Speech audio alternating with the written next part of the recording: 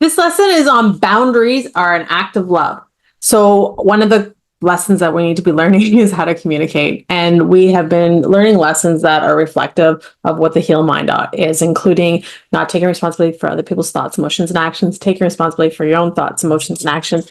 And part of our path is to be able to determine when do you need to start set boundaries. So oftentimes you're going to be able to shift your perception and you're going to have less need for boundaries at times.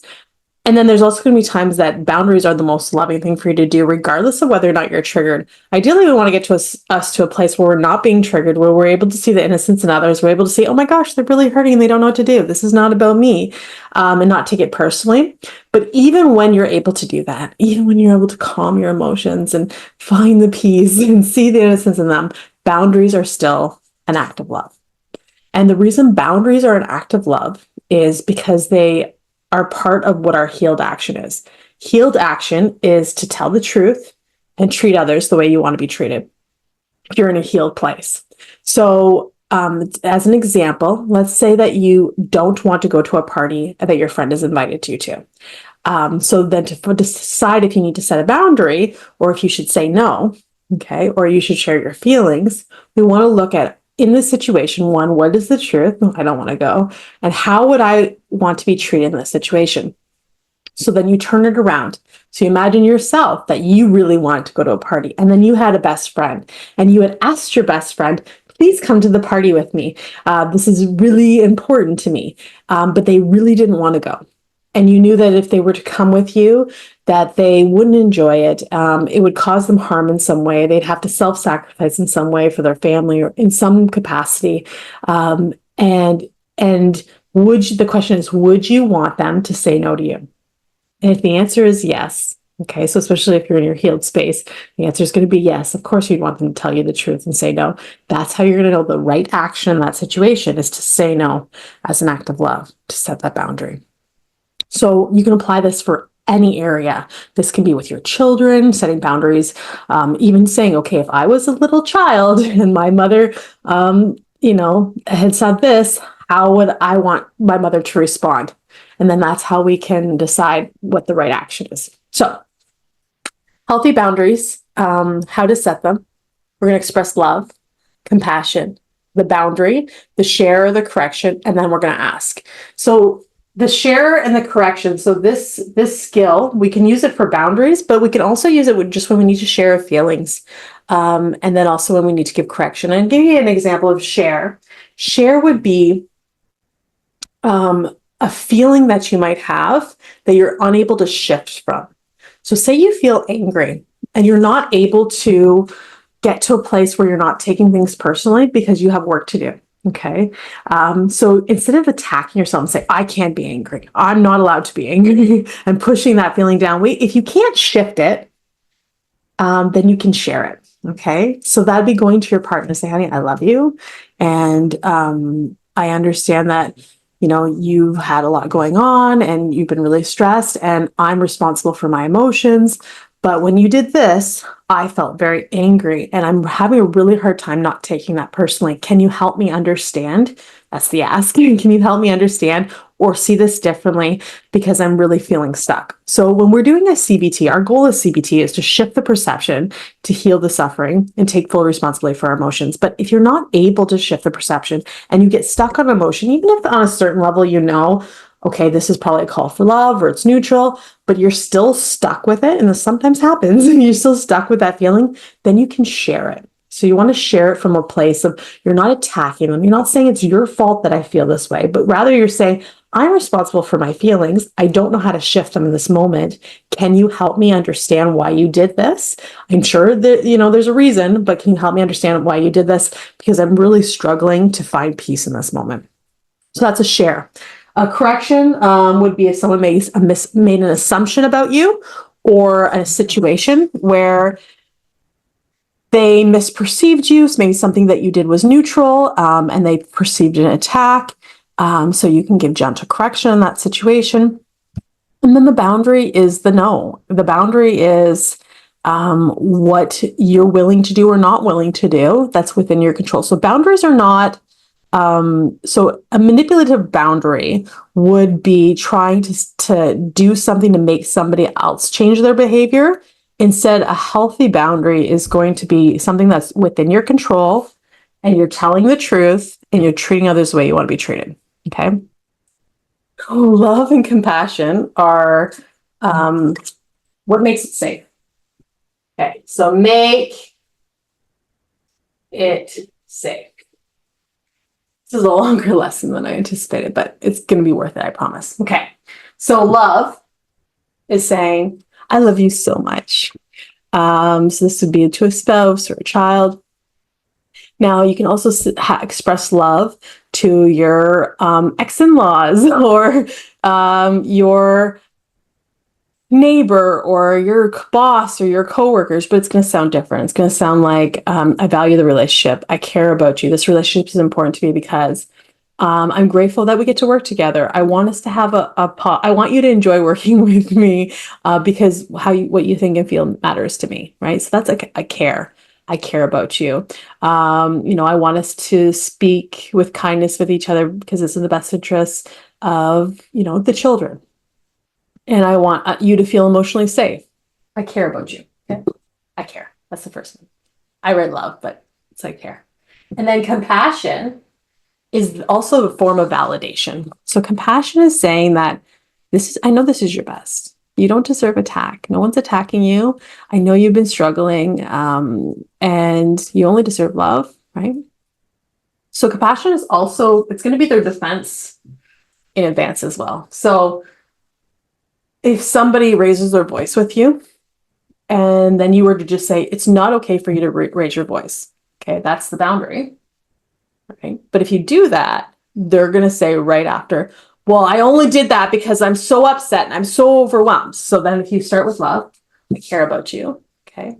Then compassion, I know you're upset. I know you're struggling. I know you're feeling really overwhelmed. You've been really stressed lately. And you got a lot going on. And I know this is your best. That's the compassion. And then the boundary, but it's not okay for you to raise your voice. So do you want to try again? So that's the ask.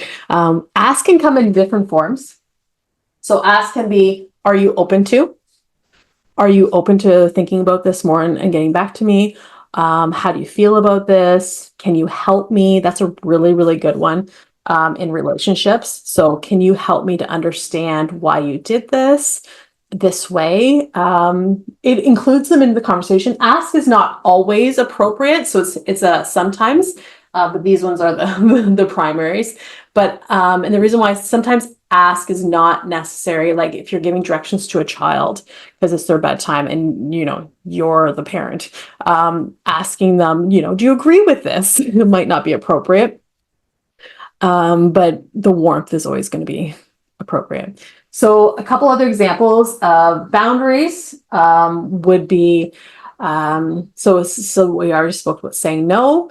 As an act of love, say somebody's calling you on a regular basis and it's more than you can manage. You're feeling really stressed out. So being able to say, I really care about you. I value our relationship. I enjoy spending time with you and talking to you. I know that we've talked every day on the phone this week every day on the phone for the last month. And this has been the way we've been doing it. And, it's worked for the most part for us. However, I've been noticing I haven't been prioritizing my self-care. I haven't been doing the things that I wanted to do, like meditating and going for walks. And I'm starting to realize that I'm giving more to this relationship than is healthy for me. Are you open to changing this and how, like, can we speak less on the phone? So then they ask, okay.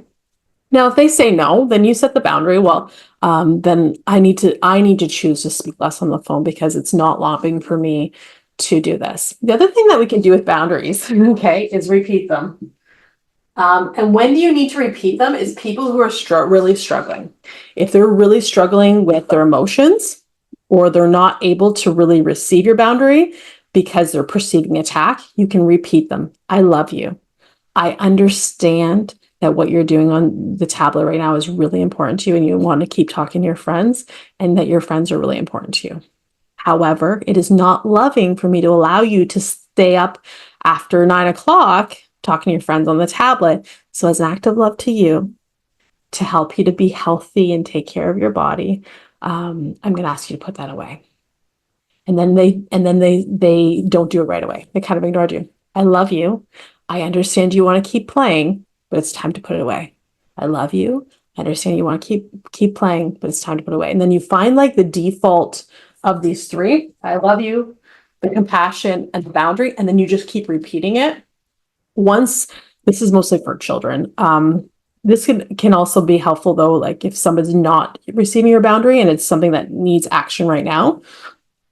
So when we repeat it continuously, they get the idea that you're not going to argue with them. You're not going to keep going back and forth. You're not going to attack them either, regardless of their behavior, but you're not going to stop setting your boundary. So another example is, I love you. I understand that you're overwhelmed and upset right now, but if you continue to yell or raise your voice, I'm going to get off the phone. Then you might say it one more time. I love you and I understand you're overwhelmed, but if you continue, I'm going to get off the phone. And then at that point, you get off the phone, right? If they're unable to respond to that boundary. So you give a little bit more slack to children, I think, than to adults, but the consistency of repeating the boundary. I'll give you another example. So say you're having a fight with somebody and it's getting heated and you're feeling overwhelmed. So they say, you know what? I love you and I know that you need to have this conversation right now. I know you want to talk. I understand you're upset. You feel like if we talk this out right now, things will get better. However, I don't have the space for this right now. I need to take a 10-minute break and go and cool down. Can you accept that? So that's the ask. And then they keep going. And then you say it again. I love you. I know you want to get this all fixed right now, but I need to take a break. And then you don't need to ask that time. And then you say it again until they let you go. Or you just leave. but you can be repetitive, and when you summarize it, so basically you stop engaging in the conflict. So a fight is two people feeling unloved. So when you remember yourself, this is how you can stop any fight. And boundaries are an act of love. And correction, I think we already covered that, which is just when there's a distortion that they've made, where they've made an assumption that you're attacking them, when it's really neutral or an expression of love, or even it's a call for love. And then they need the correction to be able to say, you're enough. You're enough. You don't need to lie to me. You don't need to, it's okay to tell me the truth. This is a safe place for you to tell the truth. I'm not disappointed in you. Sometimes correction is helping other people to recondition their childhood trauma. So when you're seeing it, their pain. Okay. When we do things that we don't want to do, okay, it harms our capacity for self-love. So when we overgive, self-sacrifice, or we do something we don't really want to do, it depletes our sense of self-love, self-respect, and our self-value. And this would also happen in other people's eyes too. They can decrease their respect for you, their value of you. Not that your value decreases, but their perception of it when you self-sacrifice, when you overgive. Now, some people are very much conditioned that other people need to do what I want them to do for me to be lovable. And in that case, if you set a boundary, there's a good chance that they're going to be triggered by your boundary. You're not responsible for their emotions. You're responsible to tell the truth in a way that you'd want it told to you. Okay. So that's, again, releasing things outside of your control, taking action within your control. All right. So let's carry on. So why do people struggle with boundaries? Okay. Well, part of it is trauma. So if you can think back to your childhood, what was it like with your parents? Often there's one or both parents that made you responsible for their emotions, that said, I'm upset, it's your fault. You need to change for me to be happy, or even guilted you or shamed you into doing things you didn't really want to do. Had a hard time accepting your no's, and then also didn't say no to you. So maybe there's times that they really didn't want to do something, but they thought, I'm the bad mama or dad if I don't, so I have to, right? So that's also going to be a learned behavior. So we don't set boundaries because we fear losing love. So this is a call for love. So not setting a boundary, you're calling for love. Someone else doesn't set a boundary, they're calling for love, okay? Fear of triggering others. So if someone else is triggered, if they're feeling unloved, that's not your responsibility. That's for them to heal. Your job is to tell the truth and treat others the way you want to be treated.